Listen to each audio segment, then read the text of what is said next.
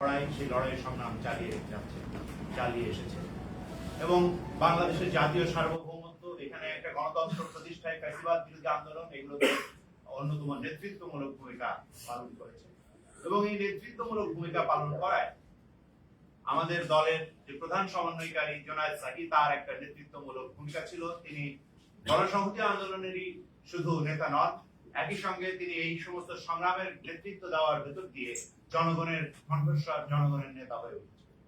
এবং গত ফ্যাসিবাদ বিরোধী আন্দোলনের ভেতর দিয়ে আমরা যে গণ অভ্যুত্থানের ধারাবাহিকতায় যে গণ অভ্যুত্থান দেখেছি, এখানে জনগণের গণ অভ্যুত্থান, ছাত্র শ্রমিক জনতার যে অভ্যুত্থান, সেই অভ্যুত্থানের ভেতর দিয়ে ফ্যাসিস্ট শেখ হাসিনা সরকারের পতনের পর যে গণতান্ত্রিক পুনর্গঠনের কাজ আমরা শুরু করেছি, সেই গণতান্ত্রিক পুনর্গঠনের একটা নেতৃত্বমূলক ভূমিকাও তিনি দিয়েছেন।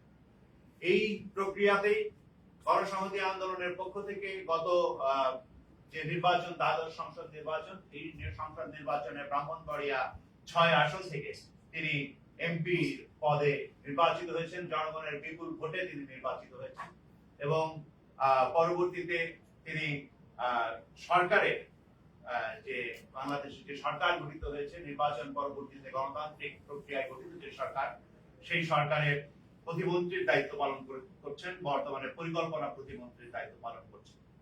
তো আমাদের এই সরকার আমরা আশা করি যে বাংলাদেশে একটা কার্যকর ভাবে গণতান্ত্রিক ব্যবস্থা প্রতিষ্ঠায় তার ভূমিকা রাখবে এবং একই সঙ্গে বাংলাদেশের জনগণের যে আকাঙ্ক্ষা, বাংলাদেশের জনগণের যে অধিকার, সেই অধিকার প্রতিষ্ঠায় তারা ভূমিকা রাখবে। এবং এই আশার জায়গা থেকে, আকাঙ্ক্ষার জায়গা থেকে জোনায়েদ সাকি এখানে তার যে গ্রহণ করা, এই পদটা গ্রহণ করা, সেই পদটা গ্রহণ করেছেন এবং এই ক্ষেত্রে তিনি তার ভূমিকা রাখার জন্য চেষ্টা করবেন, এটা আমরা গণসংহতি আন্দোলনের পক্ষ থেকেও আশা করি। এবং এইটা একদিক থেকে আমাদের যে আমরা ফ্যাসিবাদ বিরোধী আন্দোলনের সময় যে যুগপৎ আন্দোলন করেছি, সেই যুগপৎ আন্দোলনের ধারাবাহিকতাতেই আসলে আমরা এটাকে এগিয়ে নিয়ে যাওয়ার জন্য এই সরকারের ভেতরে অংশ নিয়েছি।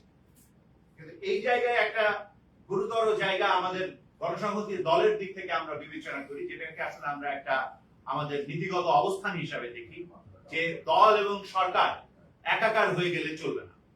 দল এবং সরকারের ভেতরে আসলে পার্থক্য থাকতে হবে। যেটাকে মৌলানা ভাসানী বলতেন যে ক্ষমতার ঘোড়ায় জনগণের চাবুক থাকতে হবে, না হলে এই ক্ষমতার ঘোড়াকে আসলে রক্ষা করা যাবে না। দল এবং সরকার একাকার হয়ে গেলে আমরা দেখেছি অতীতে বাংলাদেশে এবং সারা দুনিয়ার বিভিন্ন জায়গার অভিজ্ঞতাতে আমরা দেখেছি যে সরকারের সাথে জনগণের একটা বিচ্ছিন্নতা তৈরি হয় এবং এই বিচ্ছিন্নতা শেষ পর্যন্ত দলের সাথেও তৈরি হয়।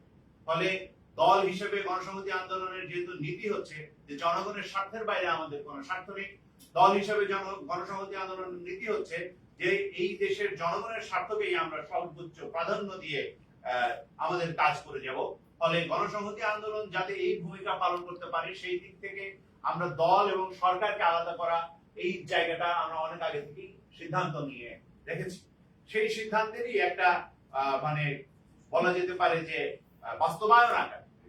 হ্যাঁ, এই ক্ষেত্রে আমরা যেই পদটাকে বিবেচনা করেছি যে তিনি সাধারণভাবে দলের মুখপাত্র, দলের আসলে প্রধানের ভূমিকা পালন করেন, তিনি যদি আসলে সরকারে যোগ দেন তাহলে আসলে তিনি আর দলের প্রধানের দায়িত্ব পালন করবেন না। তার মানে এই নয় যে তিনি দলে থাকবেন না।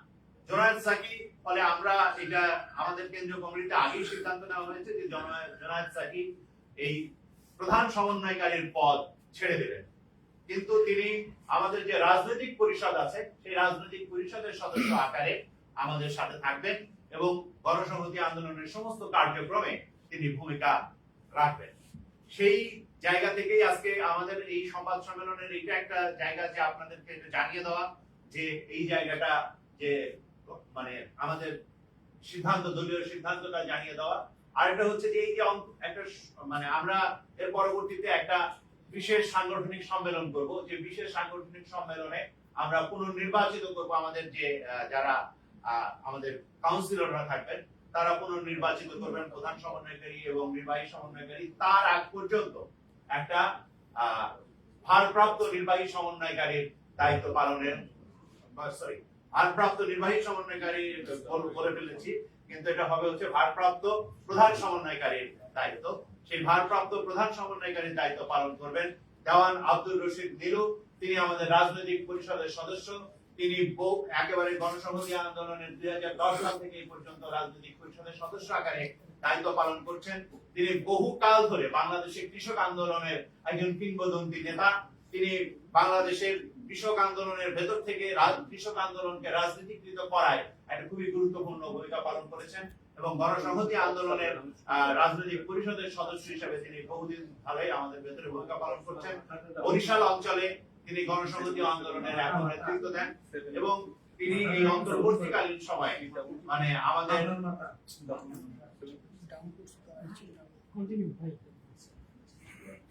এই অন্তর্বর্তীকালীন সময়ে আমাদের ভারপ্রাপ্ত প্রধান সমন্বয়কারীর দায়িত্ব পালন করবেন।